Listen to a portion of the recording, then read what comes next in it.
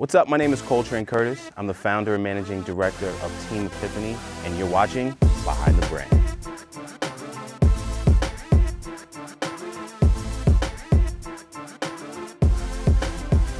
Hey, I'm Brian Elliott. Welcome to another edition of Behind the Brand. Today I'm here with Coltrane Curtis. Coltrane, welcome to the show. Happy to be here. Hey man, I usually ask my guests, how'd you get this job? No, I didn't get this job. This job chose me. It's something like that. You know, I've had very few jobs in my life. You know, I've worked at, Ralph Lauren, and I worked at Marc Ecko, I worked at Complex, and I worked at MTV, and I've never had an agency job. And I just really, my dad ran an agency for 25 years, and I just really loved the marketing business, and I think it's evolved over the last 25. It'll evolve, over the next 5-10 years, but I think this is just a calling. I always call it like if Michael Jordan's son can't hit a free throw, my dad was a major guy in the game, so I'm lucky to have him. It's my biggest mentor. That's cool. We were talking off camera that we have that in common, that we both worked at the Polo store going kind of in our college years. We met Ralph. You were on the right coast, I'm on the left coast. But talk about kind of that quick evolution. Give us how did you get from retail guy folding polo shirts to agency dude? Yeah, retail guy, agency guy, sales guy. I think I really enjoyed relationships. I enjoyed meeting people, and I think that's where my love of kind of like meeting people, collecting kind of new folk to kind of do things with in life started really on the floor at Ralph Lauren. And it's not anything different. You try to put yourself in, new situations where you meet unique and diverse people, and that's kind of like, I'm the sum of that. I put myself in very, I would just say places that people wouldn't think I've been. I've met some really amazing people, and I treat everyone the same, and I think you never know who's going to be who when they grow up, and I'm kind of like, and I embody that spirit, if you will. I started on the stockroom floor. I like folding clothes, so I know merchandising. I know when things look great, and I know, I'm very detail focused, and it's an eye that you kind of learn from being very young, but you carry that on. And I think Ralph Lauren allowed me to meet people, so while I was in Atlanta working there, I got a chance to understand talent and celebrity and who actually runs those worlds. And I think I've taken that and turned that, understanding of what happens behind the scenes and turned that into a pretty decent business. So you went from polo to being a DJ, right? No, VJ, yeah. So I went from Ralph Lauren, and just my love of fashion kind of got me there. And I would say my love of fashion, got me noticed by a guy named Marc Ecko. And he's just a good friend of mine, and I was one of the youngest, and, I was probably part of the marketing department because there was only like 3 or 4 of us, so it really meant that you had to wear multiple hats. But, I love fashion, and that was my entree into fashion. And after that, it was a quick stint at Complex when Marc created Complex. And then at the time, the editor-in-chief, a guy named Ben White, went to MTV, and he hired me as their, fashion VJ, if you will, kind of like, the next version of what House of Style was going to be me. And I did that for a couple years, and just really didn't like being a talking head. Knew that, the person I was interviewing on camera about their style, I knew that the person behind them was actually the person I should be talking to about style. And, after that, I just left and I started this agency. It was very rogue, with 2-3 friends, a couple cell phones, couple laptops. And built the agency that way. But it was really based upon like relationships and understanding influence and how and who influences what. So tell me how your agency's different. It's funny, you spend your whole life trying to give get your elevator speech about what you do and, what you're positioning and what it is. And I think, we are a cultural agency. We understand culture, and I think that is it takes 2 steps back from kind of what we do, but what we do is a byproduct of the community and culture that we kind of, participate in and sometimes direct. From there, we're in the marketing business. We have a great strategy team, a great event production team, a great social team. We have a PR team, but it's really interesting because we have 2 publicists, but we also PR by community. So when you really think about, what was our secret sauce or what was that key differentiation thing for Team Epiphany, it was understanding influence and what it can mean for brands and how it can be massive for brands. And I think when we first started this 12, 13 years ago, everybody was pushing us away from this thing called influence because, one, you couldn't prove the power of it because there was no social. But we really understood that influence is what makes people buy. And that is the actual true strategy. And everything else around it is a tactic.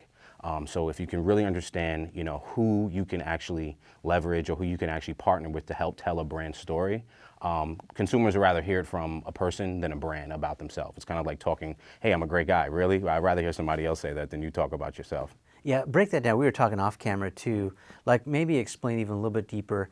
You're not talking about hiring Kim Kardashian to be your spokesperson. Yeah.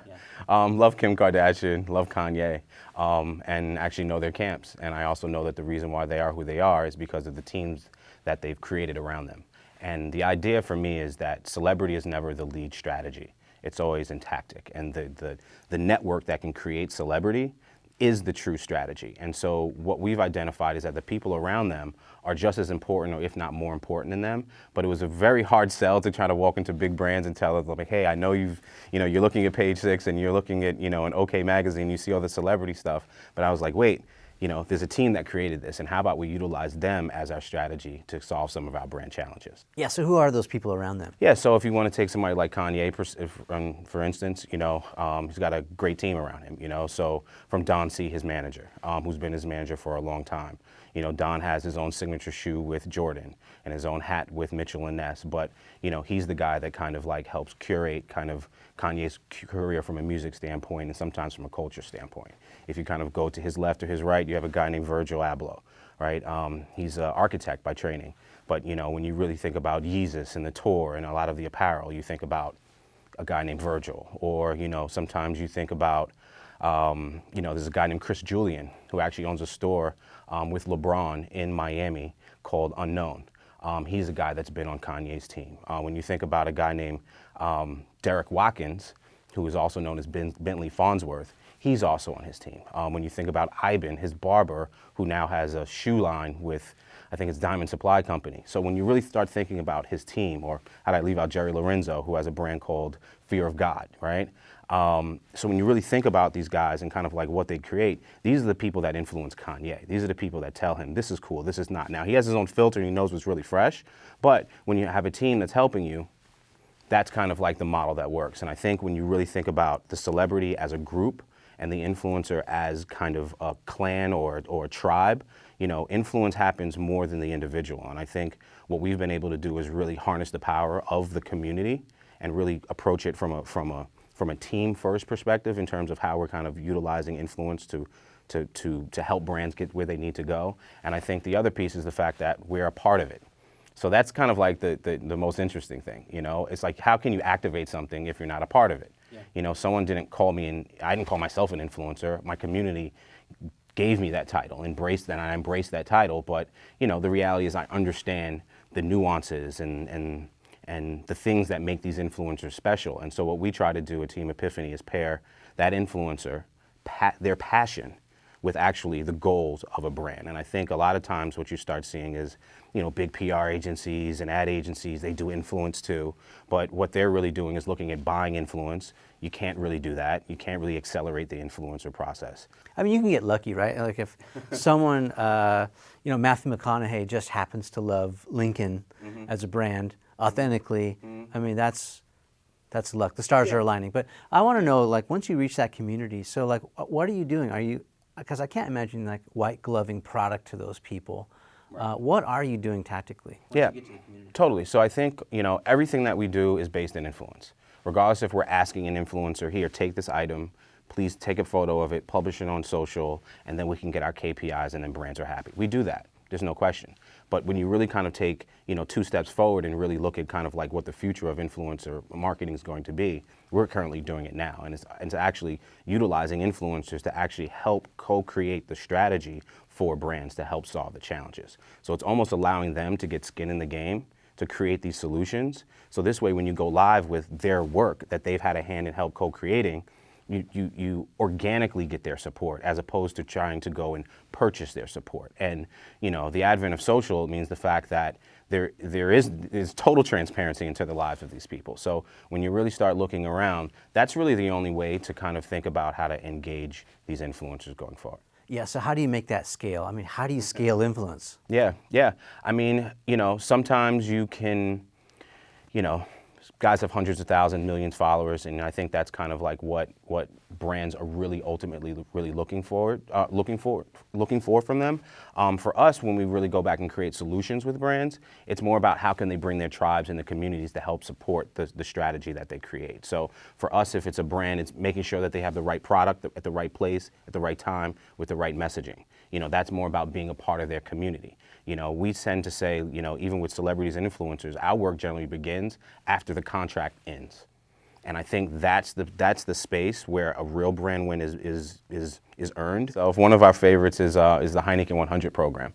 It's been going for the last 7-8 years. It's one of the longest standing program Heineken has now.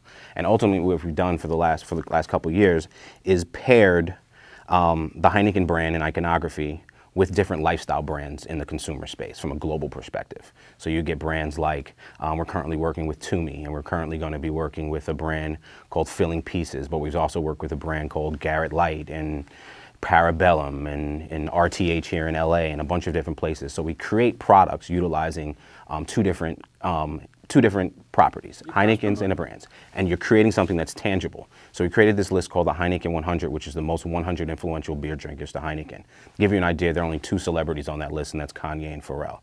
And we literally send them products, and we like to just get them into the brand world. And what started happening is the fact that they started posting. We can see the impressions, and the brands started seeing pickup. What we've also started seeing is that we've changed the landscape for a beer brand. So what's now happening is the fact that we're in GQ, and we're in Men's Health, and we're in Hypebeast, and we're in these lifestyle kind of publications where there are no other beer brands. So we're almost changing the landscape. The other thing that we're doing is also creating pouring opportunities, which is super important for beer and spirit brands. So what we're doing is now we're part of this influencer's world, and he's thinking about us, and we're top of mind for them. So now what he's doing is figuring out how can the brand be a part of his world. So over the last 3 to 4 years, we've done 250 to 300 pouring opportunities that were non-sponsorship based. They were all created from the community. So it's always great to be invited to the party, and that's what we try to really tell brands. So I think when you really think about that's one way to utilize influence is to create our own community. And now what we're doing with that program is really special because we're taking those influencers and now not asking them to only make things, asking them what do they know about their local markets, which makes them influential. So we're working on city guides, and we're working on an Instagram program that's going to be fueled by not just what these guys can make, but their insights into their local markets, kind of channeling back to Heineken's kind of goal to kind of be a part of major cities in the world. What would you say to CMOs, you know, other decision makers on the brand side, when they push back on kind of some of these traditional metrics? You know, it sounds like what you guys are doing, super logical strategy. I totally get it. You know, if you're marketing to men, you know, men love fashion and travel and food, and they love women and cars and all these other things. So it's still tethered somewhat to the brand strategy. Yes. But you guys are going non-endemic, right? You're not going to Motor Trend magazine, you know, where it's like a super obvious. And we've had Motor Trend guys on this show. We love those guys. Mr. Lowe is my buddy. But what would you say to these CMOs who are pushing back, saying, well, we need the traditional metrics. We want the traditional analytics. Yeah. I think there's 2 things. I think you can't have them. You can't have your cake and eat it too. By no means are we saying that you don't have the same KPIs or results that you'd get from a traditional media buy. We give you that. That's the first box we check. Because if we didn't check that box, we wouldn't be able to do the extracurricular work that was what influencer marketing was 5-6 years ago. So you can have both. So we'll make sure you get the metrics, but what we also are going to make sure is that you get the engagement. And the engagement is the one thing that's very difficult to find in this influencer space, because you know consumers are hip to the game. They know what's being paid. You know, even when you do influencer post on Instagram, you have to hashtag advertisement or ad on it. So the transparency piece is there. But I think what I would say is that it needs to be a part of what you're doing. It needs to be a part of your marketing mix. It's not a cool thing that I need to kind of hit the nitrous switch every time I need, or the adrenaline boost every time I need to hit, I go to this influencer kind of bucket. The reality is it needs to be an always on strategy, and you need to have people that are experts in the space, not people that read the New York Times and then come back and tell you that this person is cool. By the time you read in the New York Times and places like that, great pubs, but the reality is it's not as quick and it's not as new as it should be for you. So you need to really make sure that the people that you have working in the influencer space are actual influencers themselves and understand influencer from not just the individual, but from a community perspective. Yeah, you guys are going to the source. Maybe let's approach it from a different angle. Let's suppose I don't have Cadillac's marketing budget, okay? Let's say, I've got a startup, and I sort of have to pick and choose where I'm going to do marketing and advertising. Is this kind of influencer marketing the first go-to in the toolbox, or is it down the road? I think it's the second thing. You should always have a strategy that allows you to really understand which tool should you pull out of the toolbox. By no means is a one-size-fits-all kind of ratchet set. It's really about, how do we really identify what are we trying to do and how can we get there, and then how can influencer marketing be a portion of your solution. Because this seems like a two-stepper. It's brand building. It's not advertising, right? Advertising is quick. It's dirty. It reaches a lot of people in a short amount of time, but it's not always super effective because we're being trained to ignore it. And if it doesn't have context, it misses the mark anyway.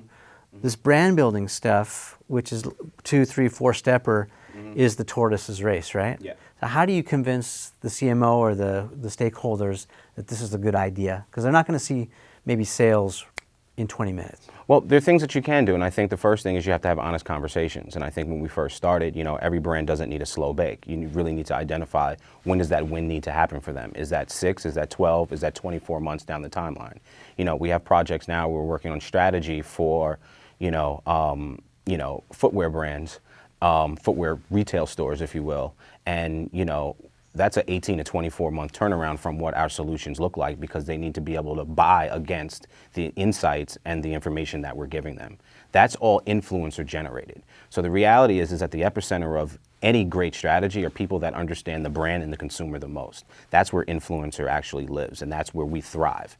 And we can build influencer programs that we activate, that we don't activate. We can give you a playbook for it. We can tell you who. But I think what's really interesting is the fact that we can kind of peel back the layers and understand that person that you're seeing that has 1 million followers on Instagram, they're probably publishing things that they're not the most passionate about.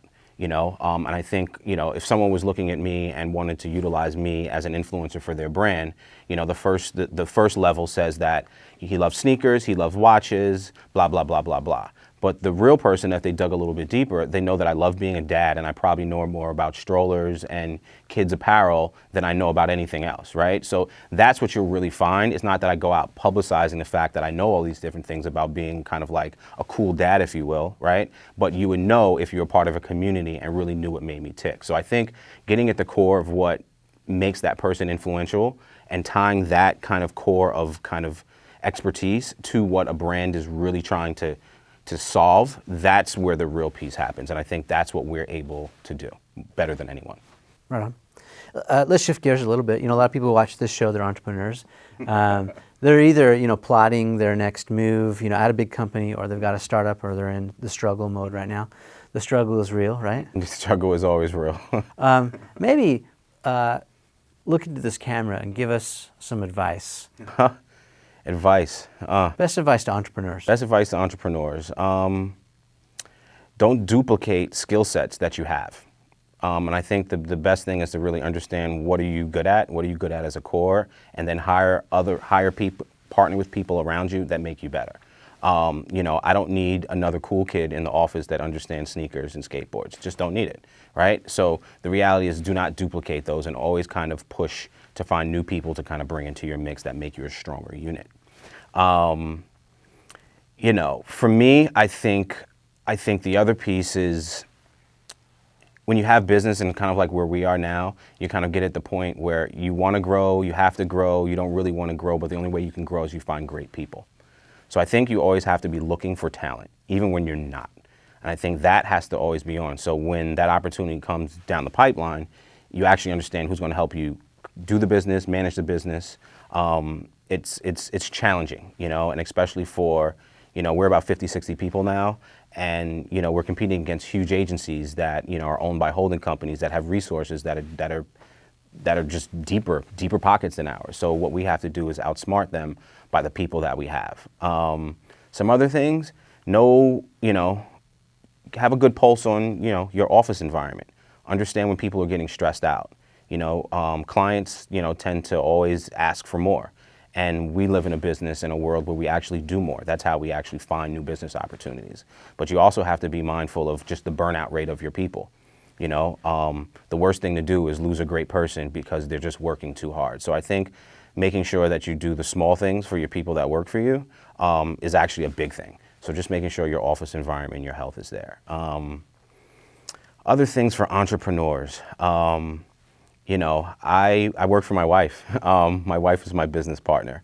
Family businesses probably fail at a greater rate than most businesses, and most businesses fail generally already.